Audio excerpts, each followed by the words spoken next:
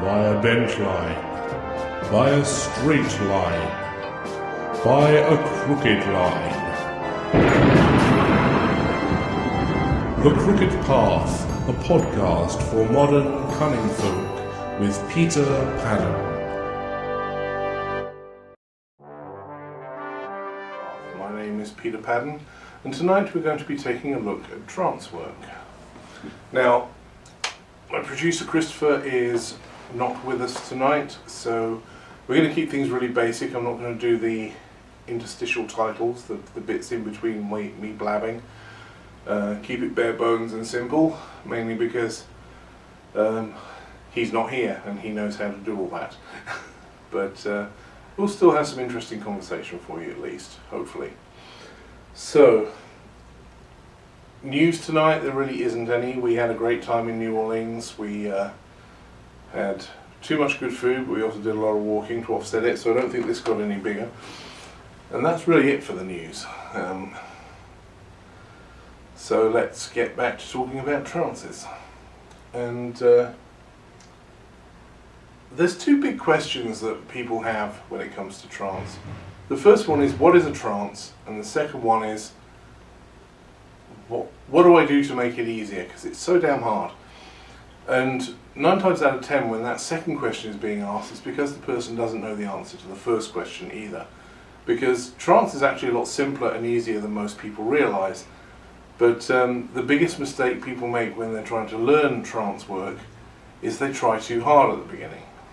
Trance is nothing more, nothing less than an altered state of consciousness. It's where your focus and your presence is not here and now in the physical realm. And for that reason, there's one type of trance that I know everybody does, and that's daydreaming. When you daydream, you're in a trance state, you're in an altered state of consciousness where your focus, your consciousness is not on the physical plane, it's on memories or imaginings or whatever it is you're daydreaming about. If you're like me, usually fairly naughty things, but it's good practice, so keep it up, if you'll pardon the expression. As a result, that means that most people are going into trance over and over again, every single day. So the people say, oh, I've never been in trance, I've never done trance work. They're actually lying to themselves, because they just didn't know that's what it was. But when you realise that's all it is, I mean, there is more to it than that. You aim as a magical practitioner to go much deeper than a daydream level, but the point is, daydream level is enough, you can get started at that level. And so it's just actually learning the process of stopping yourself from not going into trance, because it's actually so easy that we do it whenever we're distracted. People here in Los Angeles are familiar with the 405 freeway, which we lovingly call the parking lot. If your commute takes you on it, chances are you're not going to remember your drive to work in the morning, because you kind of zone out on the freeway going at 15, 20 miles an hour, bumper to bumper traffic. You kind of switch onto automatic pilot and you drift away. You drift away listening to the music or to an audio book, or just reminiscing about what you'd do if you won the lottery and didn't have to do the commute every day. And as a result, you find yourself pulling in to your place of work at the end of the journey with no actual memory of the trip itself. It's kind of freaky, but you kind of get used to it as well. That is trance. And the most important thing you can learn to do is to get out of your own way, because you will go into trance if there isn't anything to keep you in the here and now. Boredom, a boring meeting, church. If you were ever forced to go to church on a Sunday with a boring minister doing a long-ass sermon about something totally uninteresting, and you either fall asleep or you daydream, you zone out, you go into an altered state of consciousness to escape. And ultimately, that really, all you need to do to go into trance is allow yourself to go into trance. The trick in some cases is staying focused on the here and now. And certainly for someone like me, I've always been rather fond of escaping reality when it gets boring. And So sometimes it takes concerted effort to actually remain in the here and now. And as I said, the reason why a lot of people find it so difficult is actually that they try too hard. You sort of sit there and go, you try to focus, you read the books on trance work, and it tells you that in order to meditate, you have to empty your mind. And so you sit there trying to empty your mind, and it just doesn't work. Forget that. There's two reasons why that doesn't work. Number one is you're trying so hard that you keep introducing new thoughts into your mind. And the second reason is that emptying your mind internal process, whilst it can be very effective, it's actually designed for the Eastern mind. The Eastern and Western mindsets are very different. Attitude towards everything. Everything is seen from a different perspective. In the East, it's very, very much more an internal process, an inward-looking. Mysticism tends to be very aesthetic, very meditative, contemplative, and very inward. Whereas in the West, a lot of the traditional mystical philosophies tend to focus on outward-looking, more active participation. This is why we have ceremonial magic, witchcraft, and ecstatic dance and stuff like that. Whereas in the East, they tend to sit there in the lotus position, contemplating their navel. And I'm not saying that's a bad thing, but if you're a Westerner, your mindset, living in the Western world, you're not programmed to work in that direction. So it takes a lot more effort than it would for somebody who's grown up in that culture. So why not use Western techniques? It's what we're built for. And so that's really what we look at in witchcraft, is a lot of very active techniques. And when I get to the practices section, I'll be demonstrating a few of those for you. The key to trance work is that you're not trying to do anything special. I mean, trance work, a lot of people equate trance with hypnotism, and they equate hypnotism with being asleep. And so they expect you sort of your head to throw back and your eyes to flutter and all kinds of weird things going on. And it really doesn't take that. It just takes sitting quietly and letting yourself slip into that trance that I'm actually in one right now. And yet my eyes are open and I'm talking and I'm actually quite alert. This is not a hypnotic state. Hypnosis has its uses, and it has been used with some success coupled with ceremonial magic. With the kind of witchcraft that I do, it's not really that useful because the trance states we use are quite different from hypnosis, and they work in a very different way. The trick really is to get into that timeless, placeless zone where you're in the now, is usually the way it's described. Instead of being in the here and now, which is the everyday physical realm, you're in the now, where all times are now and all places are here. And this is the same thing as ritual space, sacred space, circle space, whatever you want to call it. And that's why trance is so useful, because it puts you in that place where magic can be done. And that is, of course, something very useful if you're a magical practitioner.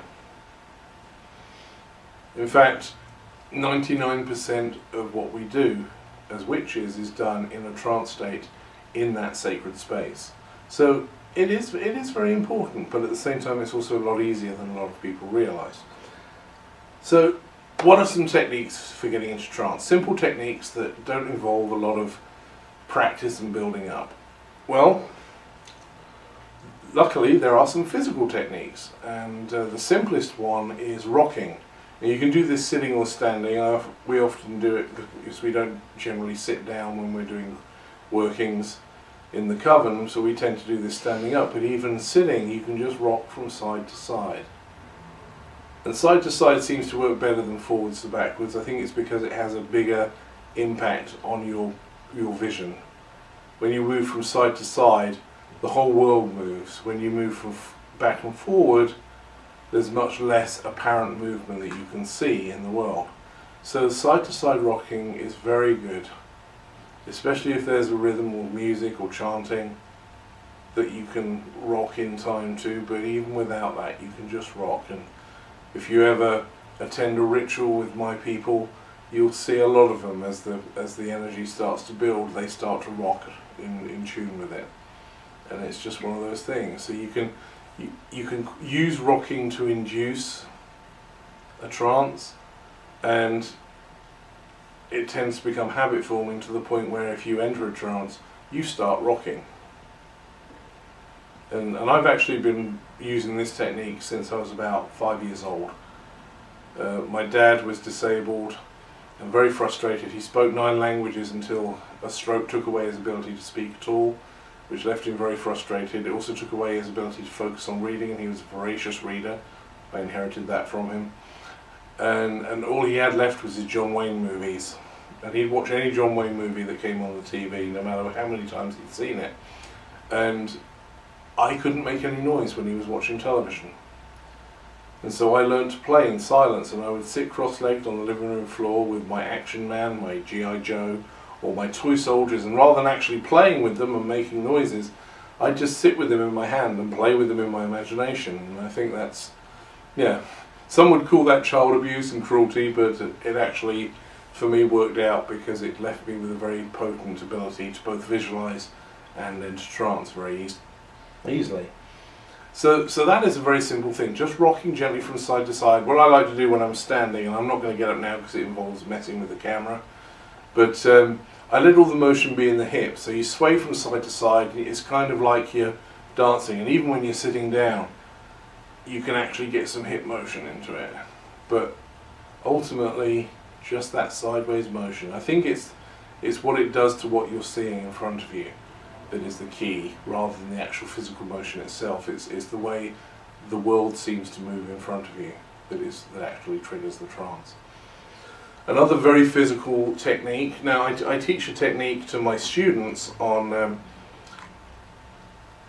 getting somebody into a trance state by lifting their skull ever so slightly off the vertebrae and tilting it.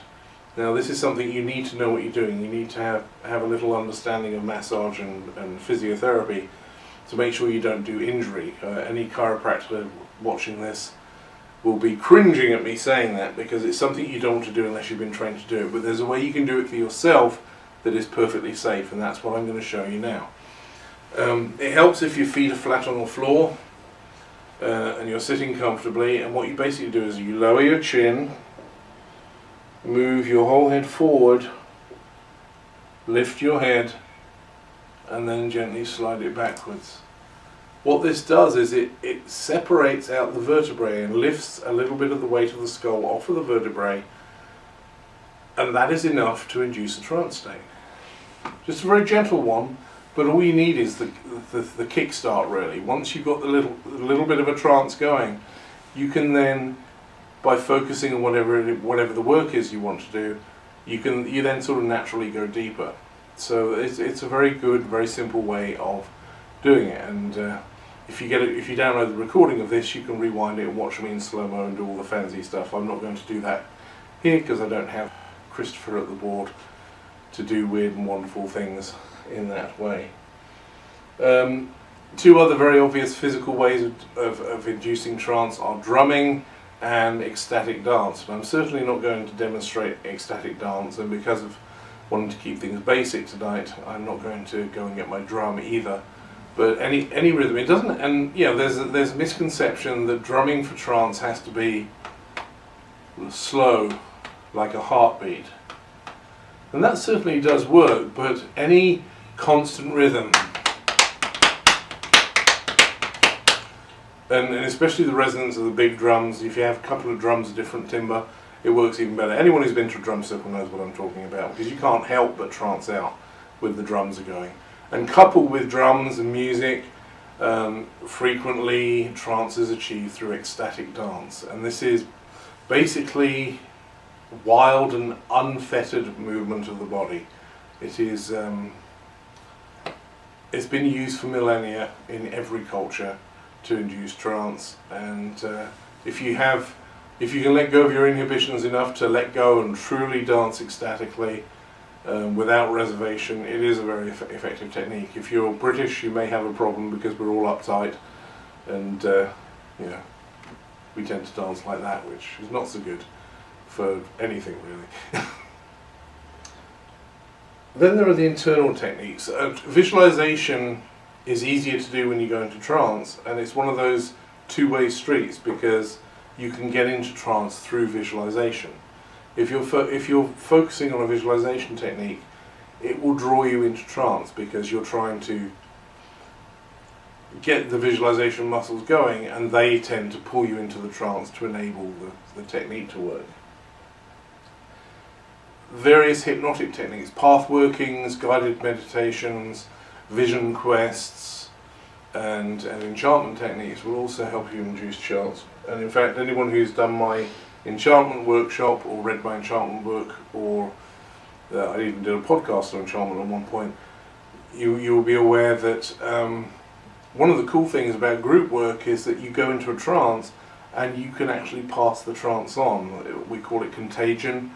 And somebody who's good, the leader of the group or the instructor, puts themselves in a nice strong trance, touches the person next to them and draws them into the trance as well. And if everybody's holding hands around the circle, you can actually drag everybody kicking and screaming into the trance. Well, not kicking and screaming obviously, because that would be counterproductive, but everybody gets drawn into the trance. And so for training purposes, that's a really cool way. You can get people started by just going into trance yourself and pulling them in with you. And there isn't, this is a technique that is no technique. It's literally get yourself in a good steady trance, reach out and take their hand, and in your mind invite them to join you in the trance and just pull them in. It really is as simple as that. And that's pretty much it for this week. I'm not going to go into any grand details or big demonstrations because there's a lot of stuff out there. My enchantment book and my grimoire, I talk about trance quite a lot. So if you want to read up more on them, obviously I will recommend those. Oh, and there is actually one piece of news I almost forgot.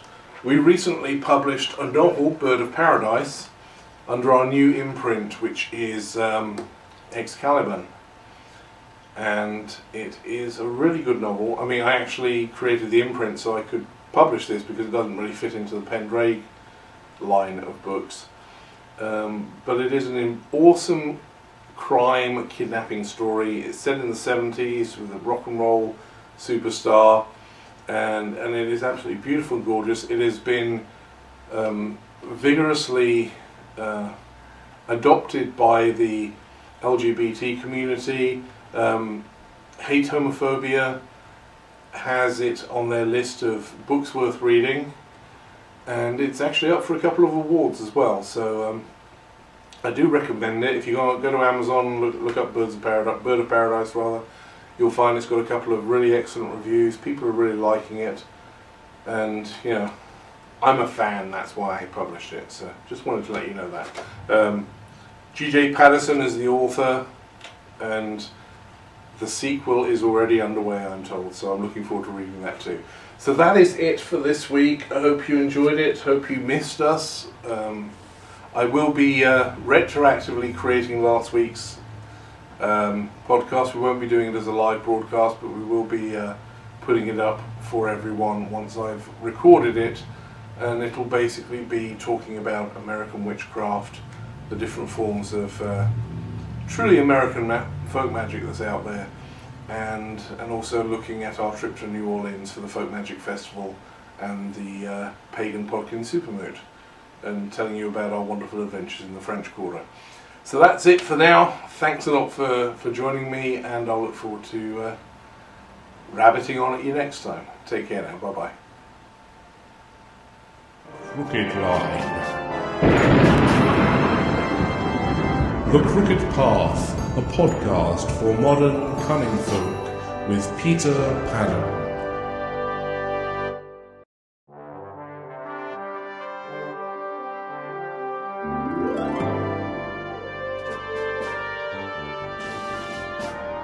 By a bent line, by a straight line, by a crooked line. The Crooked Path, a podcast for modern cunning folk with Peter Paddon.